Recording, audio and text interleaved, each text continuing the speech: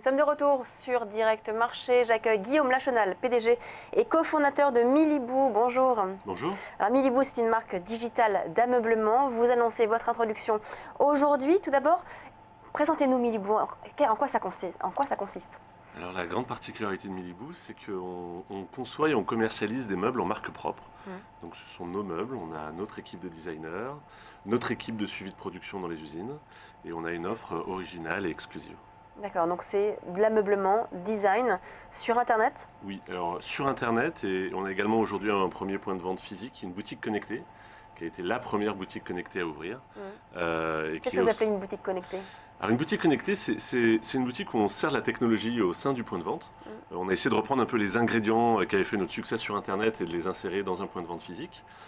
Ça a pour objectif vraiment de favoriser la relation humaine. On pourrait croire que dans une boutique connectée, on a surtout de la techno et qu'on n'a pas de vendeur, et c'est exactement l'inverse en fait. La techno est là pour vous donner tous les renseignements de base. Est-ce que le produit est disponible? Quand est-ce que vous pouvez l'avoir? Est-ce qu'on l'a en vert, en bleu? Oui, parce que c'est personnalisable. Alors on a une partie de notre offre qui s'appelle Up to You, sur laquelle on a des produits personnalisables, qui donnent un petit peu la main au client sur son produit. Et après on a une offre plus traditionnelle de produits qui couvrent tous les univers de la maison. Comment est née la société Miliboo? Alors Miliboo, c'est né de façon assez drôle. Moi j'ai un cursus très internet, je viens pas du meuble, je viens d'internet de manière générale, du e-commerce. Et à un moment donné, voilà, on a acheté une maison avec ma femme et on a voulu de façon très naturelle la meubler. Et on est allé en tout bon réflexe d'internaute sur internet pour acheter nos produits, et on s'est rendu compte qu'il y avait peu ou pas d'offres. Alors que c'était un marché énorme en milliards et était très mal adressé. Et on a eu l'idée dès le départ de concevoir un petit peu nos produits, de casser la chaîne d'intermédiaires où on pouvait retrouver importateur, exportateur, grossiste, distributeur, pour tout concentrer dans une seule structure, concentrer entre autres toute la marge dans une seule structure. Et voilà comment est né Miliboo. Alors donc c'est une société donc, qui rencontre du succès, et aujourd'hui maintenant vous vous introduisez donc en bourse à Paris. Alors pourquoi ce choix de la mise sur le marché? Alors, je pense que c'est la suite logique pour Miliboo dans son évolution. On a eu recours à 2 reprises à des levées de fonds en private equity qui sont particulièrement bien déroulées. Et l'étape suivante nous semblait naturellement l'introduction. Puis il y a un deuxième point important quand même, c'est qu'en termes de notoriété, Miliboo, la cible est B2C.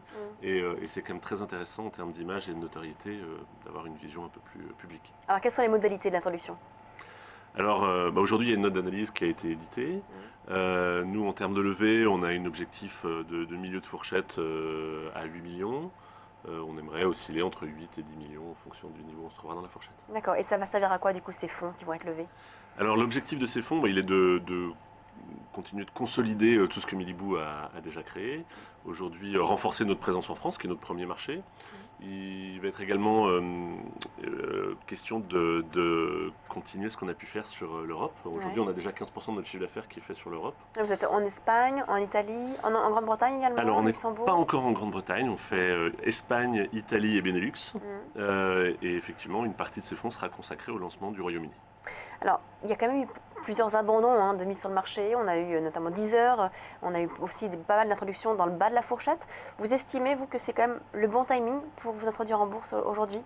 Je pense que c'est malgré tout ça le bon timing, oui, parce qu'on arrive avec une position qui est claire. On a une valorisation, je pense, dans l'analyse qui est juste. C'est une augmentation de capital, il n'y a pas de cash out, donc l'objectif est vraiment de mettre dans l'argent de l'entreprise. Miliboo, c'est une société qui double son chiffre d'affaires tous les 2 ans, et voilà, on a pour ambition de continuer de prolonger cette croissance, et je pense que oui, effectivement, c'est le bon timing malgré le marché où certains ont un peu d'incertitude, mais c'est pas notre cas. L'objectif, donc, vous dites que vous avez doublé votre chiffre d'affaires tous les ans. Tous les 2 ans. Ça va être de poursuivre ce rythme, ou est-ce que vous avez d'autres objectifs peut-être plus ambitieux encore? Alors, nous, on a une approche qui est assez sereine de cette croissance. Aujourd'hui, la croissance, elle est toujours un petit peu par palier en fonction des investissements. Donc, évidemment, on rentre dans une période où on va pas mal investir, notamment pour aller conquérir un peu ce marché du Royaume-Uni. À terme, effectivement, on a une ambition à moyen terme de continuer cette courbe de croissance.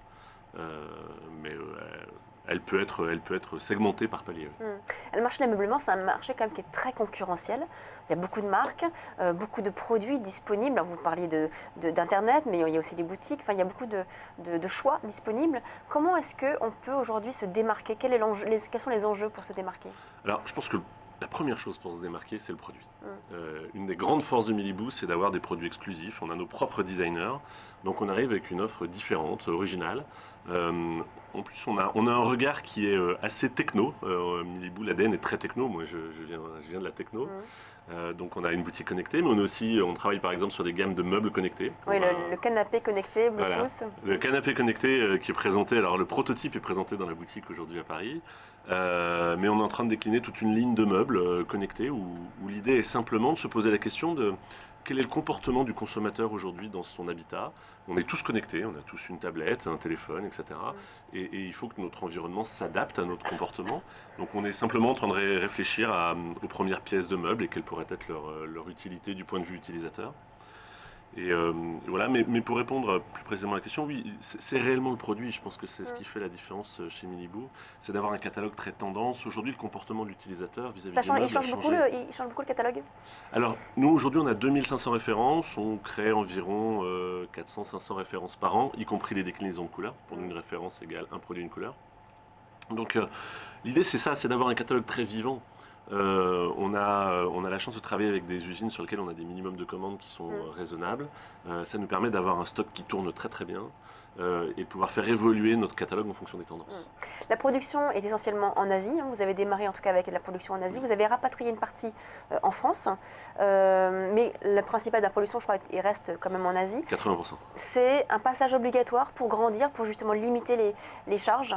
Alors, c'est déjà lié au positionnement sur le marché. Le positionnement de Miliboo est milieu de gamme, donc on travaille sur des produits qui sont avec certains types de matériaux. Aujourd'hui, en très très forte majorité, ces produits viennent d'Asie.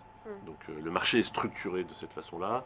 Et si effectivement on a des produits qui viennent de France ou des pays de l'Est, on se rend compte que sur certains types de produits, on les trouve qu'en Asie. Et c'est pas propre à Miliboo, c'est toutes les sociétés du secteur du meuble sont obligées de se fournir sur certains produits en Asie. Et donc pourquoi avoir rapatrié une partie donc, du coup, de la production en France? Alors on essaye de rapatrier un peu de la production en Europe. La stratégie, elle est à la fois économique, mais elle est aussi sociale. Maintenant, ça reste encore assez difficile parce que les sociétés qui fabriquent du meuble en Europe, de manière générale, sont quand même très fortement industrialisées. Donc si on fait des produits à monter soi-même, conditionnés à plat, mélaminés, etc., ok, là on a des solutions et on les exploite. Si à l'inverse on travaille plus des produits à façon, sur lesquels il y a un savoir-faire, de la main-d'œuvre, là l'Asie devient incontournable. Et on trouve même pas de prestataires en Europe en fait. D'accord, donc c'est vraiment le passage obligatoire finalement pour la c'est une nécessité. Vous avez dit que vous étiez donc sur le pays du Benelux, en Europe, donc en Italie et en Espagne. Vous allez maintenant viser la Grande-Bretagne. Comment va se faire cet objectif? Comment est-ce que vous allez déployer vos forces de vente et là-bas pour vous implanter là-bas? Alors, la grande force de Miliboo, c'est qu'aujourd'hui, on est entièrement structuré pour déjà arriver à fonctionner de cette manière-là et attaquer plusieurs pays d'Europe. On a dû déjà se structurer. Donc l'Italie, l'Espagne et la Belgique sont tous opérés depuis la France. Donc c'est complètement transparent pour notre client qui appelle lui un numéro s'il est italien. Il va aller sur miliboo.it, il va appeler un numéro italien, il va avoir quelqu'un d'italien au téléphone, mais qui est physiquement au siège en France. Et donc ça nous permet d'aller conquérir un autre pays sans forcément être obligé de déplacer toute une force de vente, une structure.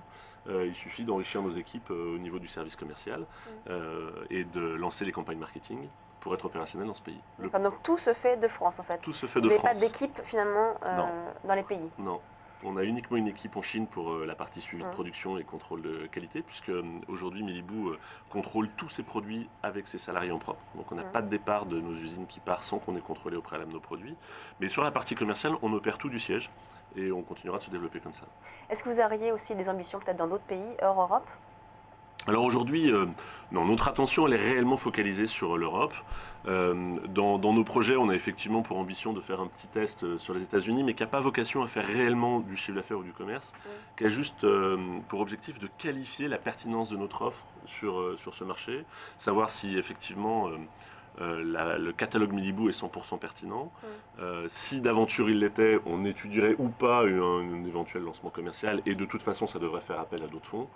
Les fonds qu'on cherche à lever aujourd'hui ne seront pas du tout consacrés à ce projet-là.